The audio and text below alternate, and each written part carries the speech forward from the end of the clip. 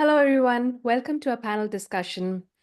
Much of the discourse around generative AI to date has really focused on either its potential to be to have like a positive impact on students, or we discuss the potential pitfalls. But what has been neglected is the need to connect the dots between different stakeholders in a meaningful way, and faculty often get overwhelmed. And instructional designers also find it challenging to guide faculty in these practices in a way that's meaningful to teaching and learning online. So this is an interactive video, and periodically the video will pause and a question will come up on the screen, and we invite you to respond to it. The first question will ask whether we can use and acknowledge your responses in the upcoming book. So the focus of the session is on online learning and teaching as it relates to practical use cases for generative AI. Let's start by briefly introducing our panelists, who are all authors of an upcoming playbook on teaching with AI in an online learning environment in higher education. So let's start with Anne. Hi, I am Ann Fency. I recently earned my Doctor of Higher Education. I am a higher education faculty teaching pre-service teachers educational technology, and I have been dabbling with generative AI since almost the first day it came out. Exciting. Meryl? Hi, I'm Meryl Krieger. I have a doctorate in ethnomusicology, and I am an instructional designer at the University of Pennsylvania, where I also teach on technology and culture. Like Anne, I have been exploring generative AI since it began, and I'm really excited to be here. Thank you. Clay? Thanks. So my name is Clay Coleman. I have a doctorate in English literature with an emphasis on digital humanities, and that actually has been the frame through which I understand the conversations about AI. It's through a humanistic lens. I've been working with different forms of technology, including AI, for a very long time, and am very much invested in shaping these stories into something that's meaningful, and that works for people. So that's how I enter into it. Sama? Hi everyone, my name is Sama Hania. I'm assistant professor in education at the graduate school, education and psychology at Pepperdine University. And I have been engaged with AI since it started because my research focus is on emerging technology and learning diversity and how to improve online learning. And I'm very fascinated with the potential that they offer for the students as well as faculty. But there are also some challenges that comes with it. And I'm glad to be here and discuss uh, the topic of our chapter further with you all. Thank you. And I'm Suparna Sinha. I'm an instructional designer with Rutgers University at the University Online Education Services. My background is in the field of educational psychology. My research looks at how students use different kinds of technologies for learning. So this era of AI has been fascinating for me because I'm looking to see how does it change the complexion of learning and learning environments. All right, let's get started. So I think it's important to kind of get a stage of how you all got into AI, artificial intelligence, and what has your focus been on with AIs? Meryl, let's start with you. Thanks, Suparna. I've been studying the integration of what I'm calling invisible technologies, things like multimedia editing software, microphones, search engines, and the like, and culture for more than 25 years now. Crowdsourcing has been a key component of this, and the technologies related to that have been my focus pretty exclusively for pretty much the last 15 years, starting with my very first research paper on YouTube and other social media platforms in 2007, and expanding later into crowdfunding platforms and campaigns. Because I started my research in the music world, I'm trained as an anthropologist and ethnomusicologist. I'm very sensitized more or less all the way along the line to both the promise and the pitfalls of personalization and the problems in how algorithms are crafted and used. And the issues of copyright were a huge focus and interest of mine from the beginning. Since remixing music has been one place where AI has been used that raised the specters of intellectual property almost since before there was an internet. When ChatGPT 3 came out, I was already developing a course in how AI in the form of algorithm-based business-to-business chatbots were becoming a foundational component of corporate business practice. So I jumped right in to learn about this new tool. I was developing a course on AI ethics at the time, and had already planned on using chatbots as my course case study. So this became kind of a no-brainer for me. This brought together my longstanding interests in how we frame our ideas. So this is my anthropology brain coming into play. And with my specialty as an instructional and learning designer on how students and faculty engage with technologies, and the plural of technologies is really deliberate here. I have high hopes for the increase in accessibility generative AI tools can bring, but those hopes are tempered from the beginning because of my awareness of the biases built into not only how the code is written, the importance of the human in the loop, both for the good and the bad. The bias comes from the user, not from the tool, and especially with our societal tendency to want simple solutions for complex problems. I see generative AI as a necessary part of education at this point. Students need to understand it with nuance to learn how they work so they can make effective and appropriate critical choices. And I would say the same for faculty as well. My work with these tools has been growing ever since. Thank you, Meryl. Sama? Yeah, sure. I have been always passionate about online learning, e-learning, and multimodality for so many years as a researcher, as an instruction designer, and later as a faculty. I have been experimenting using different learning management system, different technology tools, because this is part of my research as well as part of the courses that I'm teaching. And I believe learning should always be fun, enjoyable, and to help students retain information better. By doing so, we can also create be more creative in the content and relate to what like diverse students need. But sometimes doing so, it can be like really time consuming. Creating visuals and adding videos, it takes a lot of time, and it's a process of just figuring out what works and what doesn't work, and keep building and keep producing.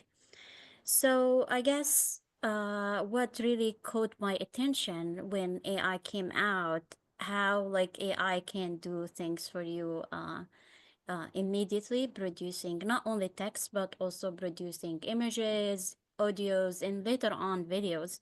Actually, in one of my classes, I teach e-learning class. In one of my classes, the students has to do a final project. In one of the final projects, one of my students introduced Visla software. It's a software, but it helps you to create videos and from a text.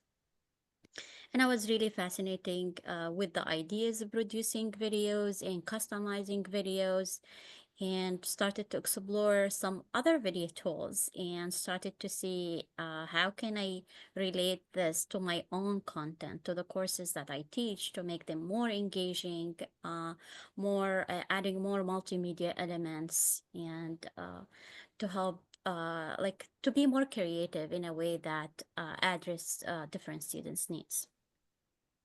And actually, the more that I engaged in these AI tools, the more I feel like there is a lot.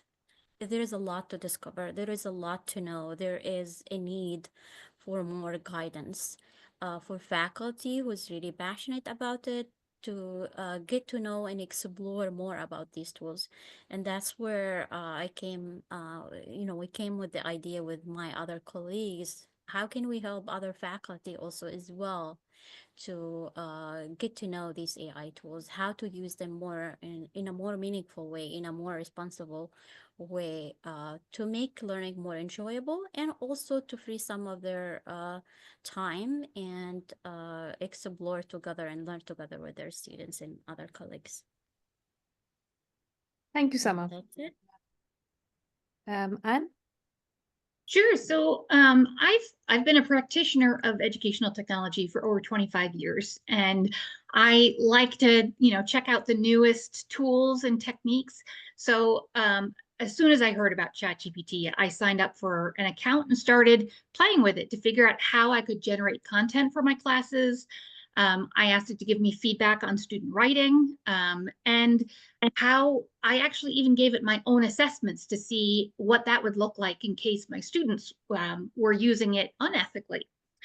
So I was excited to share this new tool with the pre-service teachers that I teach. I teach them how to use technology for teaching and learning in K through 12 tools. So schools. So first, of course, I collected some resources like articles and videos and podcasts so that they could learn about generative AI. And I thought, okay, well, instead of having them respond about what they thought about AI, I gave them some prompts to talk about generative AI in school. But I told them, you have to give those prompts to a AI chatbot. And then you'll post the chatbot response. And then you'll reflect on it to see, what did you agree or disagree with? And what did the AI chatbot miss? So my goal was for students to get like firsthand experience actually using the platform, and to kind of discover some of the sophisticated responses that these chatbots can give you, and to think critically about the role of AI in schools going forward. So I was kind of surprised. I was actually shocked when right away 2 students emailed me. They were really upset. They were very uncomfortable that I was telling them to use AI. They said, no, I can't use this because it's cheating. And I was kind of surprised that, well, first of all, a student was saying, no, I'm not going to do your assignment. But second of all, that they were really, really viscerally upset. So, and on top of that, a third student did not contact me, but actually posted their own responses in the discussion board and didn't use a chat bot. So this actually made me slow down and think about feelings. Especially the feelings that people have when they encounter something new, something unknown, something potentially dangerous. And so I explained carefully to the students my reasoning behind the assignment, and that AI was not going anywhere and they were going to encounter it in schools. They needed to understand the tool. They need to understand what it looks like, what the output looks like, so that they can tell if their students are using it. So I told them, it's not cheating because I told you to do this thing. And you're not assessed on the response to the prompts. You're assessed on your reflection and your critique of those responses. So there is a happy ending. The students, all of them by the end of the semester, did become competent with using generative AI chat tools for their own work and for helping their students learn. But it really made me recognize the importance of just basic AI literacy, understanding what is this generative AI thing, how to help my students develop their own evidence-informed opinions and not just react to what they're hearing in the news, and that I really need to remember that my learners are human beings with important feelings that affect their learning. Thanks, Anne. Clay? Awesome. And the cool thing about going towards the end of all the responses is that I can see bits and pieces of why it is that I got into this space in my response as well. And I will say that, funnily enough, my story starts with stories, right? I was interested in the ways that people consider the stories they tell themselves, the truths that we build those stories off of, even when they're not rooted in fact, and also the ways that we shape our practices based on what we believe and what we don't. So there's been a lot of research out there about the powers that story have on us. Some people would go as far as to say that we are a storytelling species, right? So one of the things I asked myself when working with generative AI, and I invite students to ask themselves this too, is how do we understand connections between seemingly disparate ideas and bits of information? What stories do we tell about them, whether or not they're in specific disciplines or if they have specific outcomes in mind? Also, too, how do we read the world around us based on those experiences, based on those perceptions? How do we read information? And what we imagine is possible based on those bits of information that we have, right, in a given moment. So I've engaged with AI, generative AI, using this framing device and moving beyond the technical discussions about what specific capabilities a given platform has, right? One of the things that I think is foundational is why are we doing what we're doing, right? If we are doing the things that we have been doing in the ways that we have, there must be reasons for it. And what opportunities does generative AI give us to reflect on those reasons and also give students the opportunity to change, to adapt? I know that you said, Anne, it could be really, really hard to work with the unknown, the uncertain. I think that AI gives us the opportunity to realize that the unknown and uncertain is always around us, right? No matter what it's disguised as, no matter what stories we tell ourselves about it, that in order for us to be active, engaged citizens and people in the world, parts of social systems, it behooves us to have that literacy that folk have mentioned. It behooves us to not only have that literacy, but also have the agency to do what we need to do to affect change in ways that are important for us, whether it's in the practical sense in terms of the work that we do on a day-to-day basis in our jobs, in our organizations, or if it's that feeling bit, right? Like to create spaces for people to feel loved and to feel like they've been heard, to feel like they belong. And that invites us to get into deeper, even deeper questions about what does it mean to belong? How do we ascribe bias to certain things? What does it mean when Merrill says that, you know, the bias doesn't come from the machine, it comes from the people? How do we start to question those types of things? And then when we have all those tools and we have all those affordances, how do we start to make something different than what has happened before, if what has happened before was not serving us? So there's the theoretical piece, there's the practical piece, and there's the agency-oriented piece for students. And I think that faculty have a big say in the ways that we shape these stories in our technologically mediated classroom environments and online spaces so that people have a different relationship to what they see as possible using these technologies. So that's part of my story. And that's how I got to it. Thanks, Claire. And actually, that sets the stage so beautifully for our next. So it's the question, like we're thinking about what is the context in which you're framing the specific aspects of generative AI as it appeals to your teaching and learning practice, and what would you recommend as an immediate or a low-hanging change that kind of better support that alignment into your choice of practice? Sama, would you like to share? Let me unmute myself. Yeah, thank you so much. This is really a great question, especially as we talk about the possibilities in AI and also how AI is presented like in medias and like from different students' point of view. As Anne mentioned, some of them have this fear, some of them did not try it, and also some of the topics that has been discussed AI is kind of like talking about it in general sense. It's like, yeah, AI is great, or AI is really a threat to higher education. So, and that is like, but AI is like something that is really growing, and we have seen this growth every day. Every day you hear about like a new tool that came into existence. Every day a new version of a previous tool is also came out.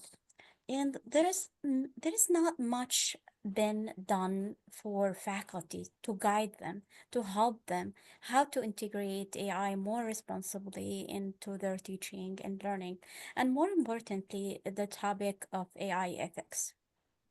So I feel that the most of the books that are out there, it just providing guidelines in general for faculty and how to use it, or discussing different AI tools, but they often fall in short addressing the AI ethics in its practical application. There is a need to discuss such topics and share practical strategies that are relevant despite the rapid evolution of AI tools. And rather than just getting uh, to getting too specific to some of the tools in AI technologies, we should provide an evergreen approach. An evergreen approach, an approach that can be applicable across different wide range of tools in different case studies in higher education contexts, no matter how these tools can be changed over time. So we need to adopt this evergreen approach because our goal is not to promote any particular AI tool. Yes, go try this one or try the other one, but just to encourage this mindful use of these tools and be more mindful, be more critical as we use these tools in how we can use these tools to enhance our teaching and learning. We need to emphasize more responsible use of AI across higher education settings and ensure that educators are equipped with the skills and the knowledge that they need to make more informed decisions as they explore this AI world, and also getting more in depth into its potential risks and other biases. So AI ethics is the key in providing practical applications for faculty, and these applications needs to be aligned with the evergreen approach. Yes, so that's for me. Thank you, Sama. How would you add on to that, Anne? Yeah, so let me give you a specific example. So large language models, as fancy as they appear, and they can spit out some fantastic information that is very articulate and can even pass the bar exam, they don't actually know anything.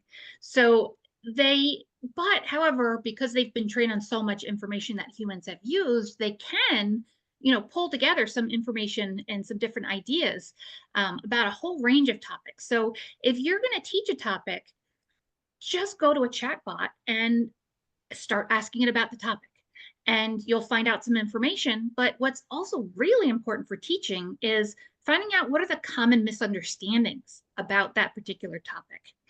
So you've probably discovered some of the misconceptions if you've been teaching that topic for a while, but there's probably some ones that you hadn't thought of. So then what I like to do is, after I've uncovered some of those misunderstandings, is I ask the chatbot to generate 5 multiple choice questions for me with the correct answer as one of the choices and an explanation of why it's correct. And then the other 3 answers should be common misunderstandings with an explanation of why they're not correct. So then you can put that in a Google form or your LMS.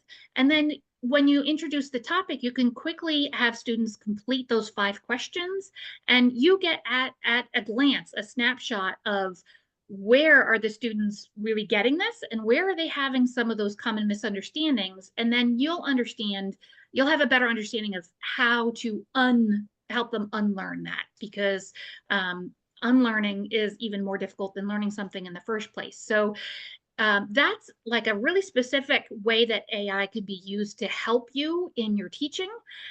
So I'm really excited about the possibilities of really getting at some of the challenges of teaching.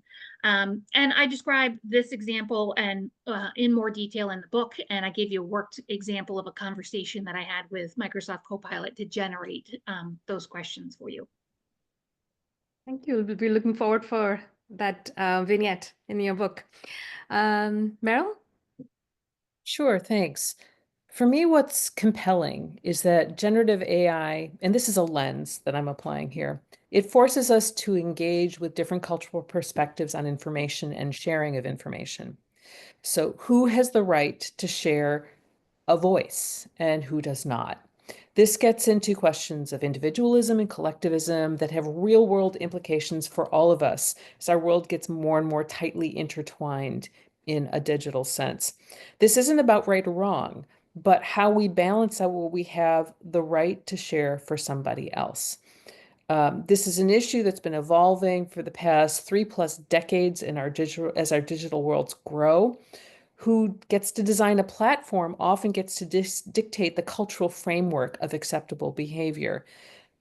Education becomes, in this, from this perspective, this is an amazing place where we can help people become more literate, and to learn how to celebrate and recognize how authority and rights are negotiated in our personal and work practices. At an individual level, digital literacy is as much about empowering people to take control over their own lives, both analog, offline, and digital online. And that's where teaching faculty, administrators, and students to use these generative AI tools can really have an immediate impact. It needs to be done intentionally, not just rushing in to adopt the newest tool. So what's low-hanging fruit from this is an approach. From this perspective is to build in questions about not what is the right answer, or maybe in addition to what is the right answer to a problem, but who gets to talk about this? Who gets to decide that this is the right answer? And why do they get to make that decision for other people? This is something that works across many, many different disciplines. And it's something that has applications from biology to social sciences to literature. It's a tool agnostic component that can get used in a variety of ways and places, and it becomes an easy way to bring in some of those literacies and the tool that are so foundational to the global issues that surround AI tools and platforms today. Thanks, Cyril. Clay, tell us a story about this. Absolutely. So I want to first start off by saying I really appreciate the contributions that folk have been talking about so far with Sama, and the idea of creating something that's evergreen that can be adapted to different contexts, and the idea of unlearning some things and how difficult and challenging that can be. I am a living witness of that. And Meryl too, about the power that having these tools can bring to your critical lens, your ability to engage with the different tools on different levels, but also understanding that there might not necessarily be an emphasis on getting the right quote unquote answer, right? But instead, your process in synthesizing information or engaging with different perspectives are really important. So one of the things that stood out to me, and one of the things I think are low-hanging fruit, is this idea of the why behind the questions and activities that we design into our learning spaces. And the impetus we have now at this point, because of the various technologies and how quickly they're evolving, to revise our practices, quite frankly, to account for the abundance of information. Again, getting back to the idea that the right answer isn't the end step, it might actually be the first step in the larger process of engagement. And I think that that's really important, especially considering that literacy actually is about critical engagement with different forms of information across different platforms, and how you understand what is true versus what is false, what is fact versus what is fiction, though I have a love for fiction, quite frankly. So there's also to this idea of the front end work of connection and community building and critical thinking that this incentivizes as well. So one example I do in my class, I do a community agreement at the very beginning of each of the classes in the online space, where I ask them to talk about their previous experiences in online environments, their experiences using technologies, what their fears are, what their hopes are, and also what types of assessment practices would work for them to help them learn and reach the goals that they established at the very beginning. And this is front end work that gives students the ability to practice some of the things that we hope that they kind of do outside of our teaching and learning environment, which is have opinions and to share them with other people, and then to try to work alongside other people in order to make something that may have been a fiction into a reality, right? And then, of course, there's the back end work, that often hidden infrastructural work that makes any of these forms of intelligence possible. And I'm thinking specifically not only of the biases that we have in where we live in the world, right? Western spaces versus non-Western spaces, English versus non-English, all these different types of things, but also to the very real consequences of use for these different technologies. I'm thinking environmental. I'm thinking of social and economic for spaces that are being exploited for people who aren't necessarily being paid to be moderators, for example, in the ways that they might be, should be, right? So these are all types of questions that bubble up. And then finally, what role that literacy and fluency play in knowledge sharing and knowledge shaping and knowledge production across a variety of contexts and disciplines. And when you have this capacity and capability with different types of tools, it invites a richer dialogue and discussion, and people can bring themselves into it in a different way. And they're invited to speak to the stories. They're invited to share their own stories and their perspectives and their experiences as information, as data that's just as important as any other quote unquote right answers that you bring to the table. So those are the things that I see as low-hanging fruit, and you can pick and choose what you want to put in your basket in that way. Thanks, Clay. So I guess we can talk a little bit about the premise and the history of this book. And I guess, so, we published a book, an open textbook basically on ed tech called Introduction to AI and Ethics in Higher Education. And as we wrote the book, we realized that faculty and instructional designers need more of a practical and hands-on resources for actually using AI in higher ed and specifically in online education. Yeah, and in the chapter that I wrote in that book, I included some worked examples where I went through a whole conversation and annotated how you might shape this in learning. And I got a lot of really great feedback about those. Like, people were really happy to actually see it because they hadn't done the conversations themselves yet. So we're going to include a lot more worked examples in this book so that we can make it practical for people. Great. That book is available. Suparna and Ann. So that book is available. The one that we published last year, it's on EdTech Books. But this book that we are working on right now, we anticipate it'll be ready in the fall, and we may be hosting it on EdTech Books again. So it will be freely accessible to everybody. And there is also room for additional chapters. So if anyone wants to join us. And I can, well, absolutely. And as you suggested, that anybody can join us, and you are free to do so. You can email me. I'm going to put in the chat my email address as well. And we hope to see more collaborators with us in this journey. And we hope that you found our session interesting, and you are with us as we are trying to look for more practical solutions to using generative AI in our pedagogical practices. Thank you so much for your time. Thank you. Thank you. Thank you. Thank you.